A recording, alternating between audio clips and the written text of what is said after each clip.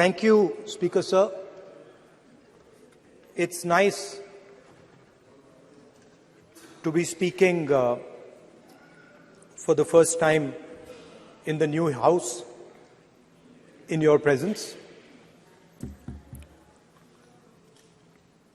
I stand in support of the Women's Reservation Bill.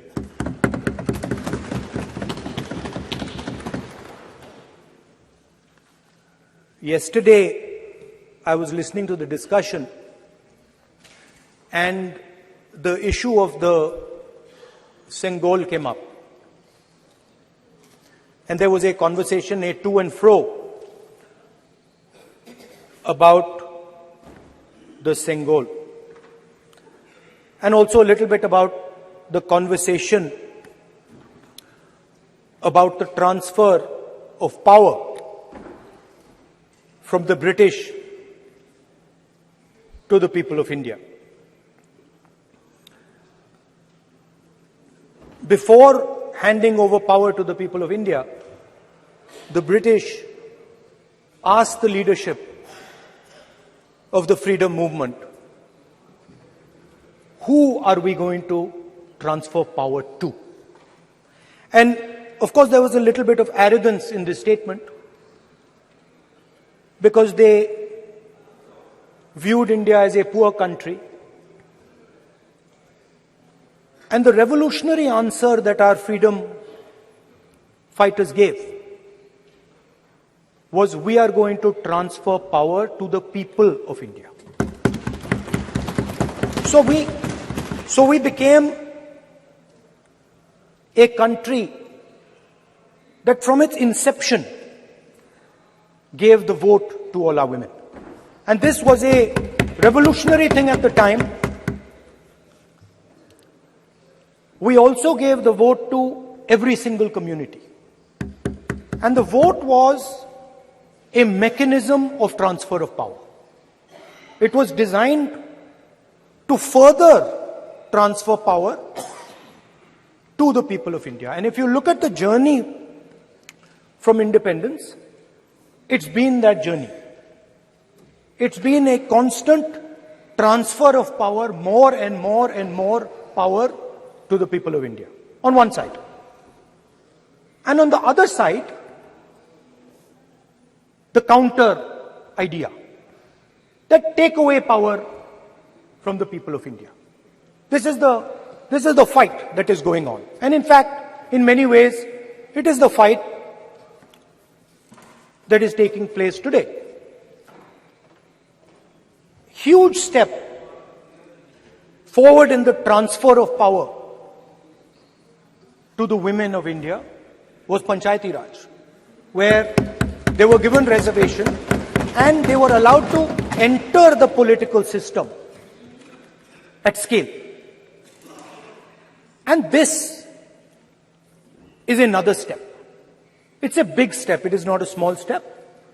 And I'm sure everybody in this room, the treasury benches, the opposition, everybody agrees that this is a very important step for the women of our country. They fought for independence. They are as capable as any man, in many ways more capable, and should be given as much space as they possibly can be given.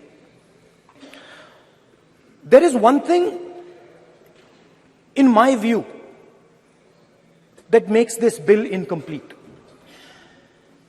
I would like to have seen OBC reservation included in this bill. I think it is very important that a large chunk of India's population, large chunk of India's women should have access to this reservation. And that is missing in this bill. There are also two things that seem strange to me.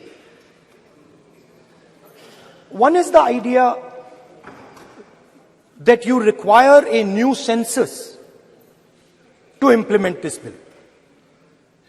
And the second is that you require a new delimitation to implement this bill. In my view, it is quite simple.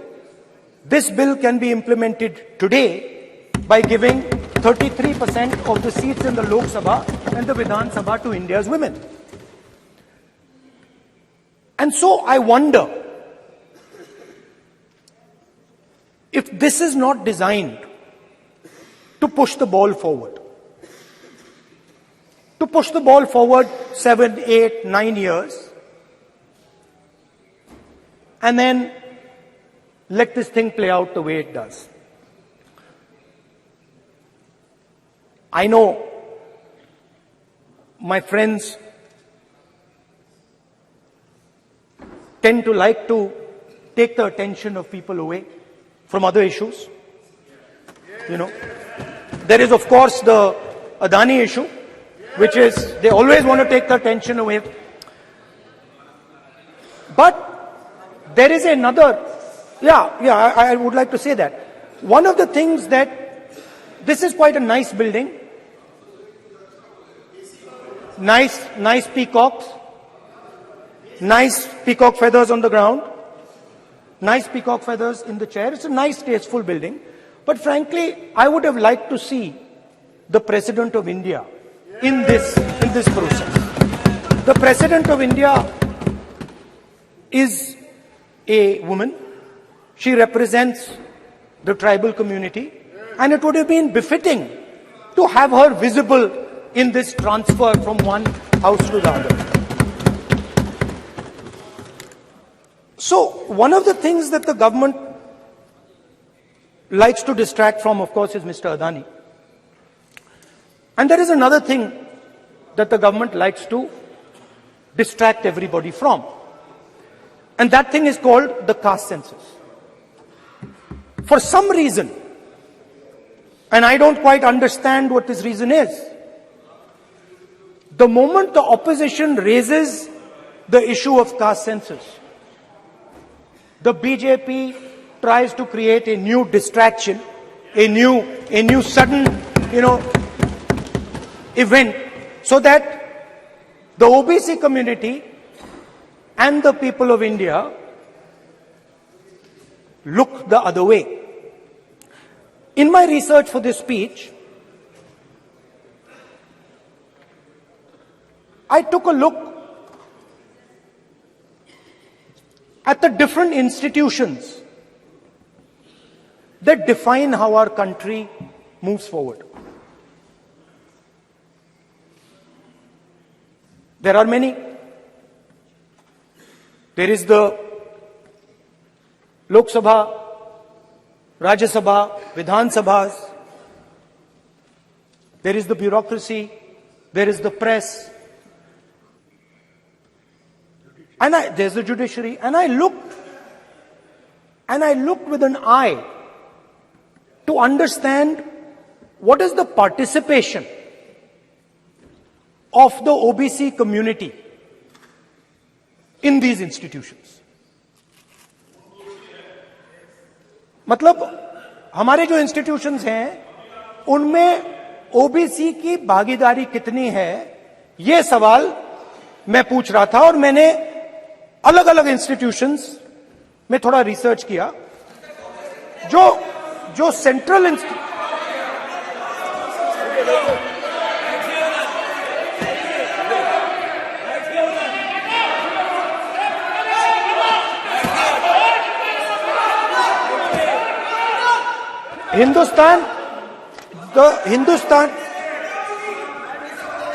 the central, don't worry, don't be scared, we are discussing, डरो मत, हम caste census की बात कर रहे हैं, डरो मत. तो मैंने, I checked, simple thing I did, I said, look, what is the most important set of people in the government of India? The people who define how this country is governed. Of course, Lok Sabha and Vidhan Sabha, but beyond that, they are the 90 secretaries of the government of India. 90 people, secretaries, are responsible for managing the core of the government of India. And I ask myself the question, how many of the 90 people come from the OBC community? And I was shocked and shattered by the answer. मैंने ये सवाल पूछा कि ये जो 70 secretary हैं, 90 secretary हैं, ये जो हिंदुस्तान की सरकार को चलाते हैं, जो बजट को चलाते हैं, इनमें से ओबीसी कितने हैं? नरेंद्र मोदी जी प्रधानमंत्री हैं, ओबीसी के लिए काम करते हैं। मैंने ये सवाल पूछा। मैं आपको जवाब देना चाहता हूं, हिंदुस्तान के सेक्रेटरीज 90 में से सिर्फ 3 ओबीसी से हैं। और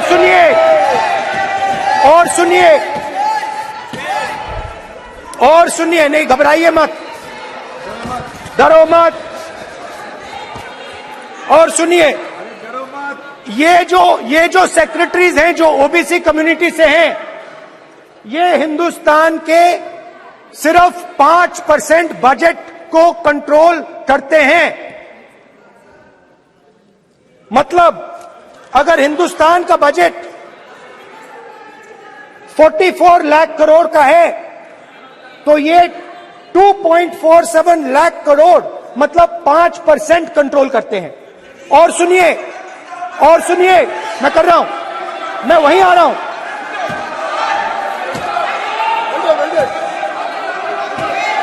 मतलब ये जो है ओबीसी की बात नहीं सुनना चाहते, ओबीसी की बात नहीं सुनना चाहते, ओबीसी की बात नहीं सुनना चाहते, ओबीसी की बात नहीं सुनना चाहते। आप ओबीसी के खिलाफ हैं, आप ओबीसी के खिलाफ हैं, ओबीसी के खिलाफ हैं। आप ओबीसी के अधिकार के बारे में नहीं सुनना चाहते, ओबीसी के बारे में नहीं सुनना चाहते, ओबीसी के प्रति न्याय नहीं चाहते, ओबीसी के प्रति न्याय नहीं होना चाहिए। ये सी दे नॉट शोइंग ये जो है, हाँ, मैं माननीय सदस्य से आग्रह करूंगा, एक मिनट रुकिए। माननीय सदस्य से मैं आग्रह करूंगा, एक तो ये महिला आरक्षण बिल है, और दूसरा सभी माननीय सदस्य समान है। डरो मतो ये शब्द इस पार्लियामेंट में नहीं बोलना चाहिए।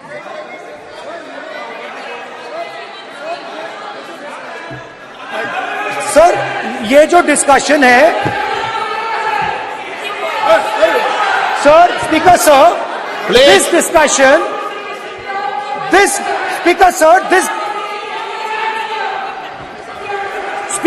this discussion is about the transfer of power to the people of India.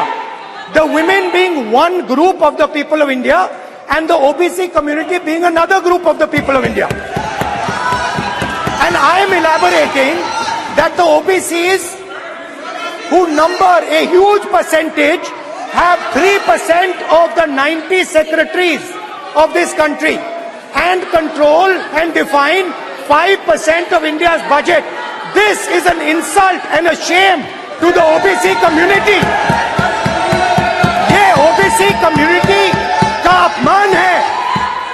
तो सवाल उठता है कि इस देश में कितने ओबीसी हैं, कितने दलित हैं, कितने आदिवासी हैं, और उस सवाल का जवाब सिर्फ कास्ट सेंसस से मिल सकता है। तो मेरा सरकार को एक सुझाव है, सबसे पहले ये जो महिला का बिल है, इसको आप पास कीजिए, आज पास कीजिए, ये जो आपके लागू कीजिए, और ये जो डिलिमिटेशन है जो आपने बोला है, और ये जो सेंसस है, इसकी कोई जरूरत नहीं है। 33% आप महिलाओं को सीधा दे दीजिए। और दूसरी बात, इसको बदलिए, इसको आप बदलिए। कैमरा नहीं है सर, कैमरा नहीं है, आपको ही दिखाएंगे सर, पूरा भाषण में आपको ही दिखाएंगे। ये आप बदलिए। ये जो लिस्ट है, ये ओबीसी समाज का अपमान है। 90 लोग हिंदुस्तान के सेक्रेटरी हैं, उनमें से 3 लोग ओबीसी समाज के हैं, 5% बजट को कंट्रोल करते हैं। तो जल्दी से जल्दी आप कास्ट सेंसस कीजिए, जल्दी से जल्दी जो हमने कास्ट सेंसस किया था उसका डेटा आप रिलीज कीजिए, और अगर आप नहीं करेंगे तो हम कर डालेंगे। Thank you. धन्यवाद।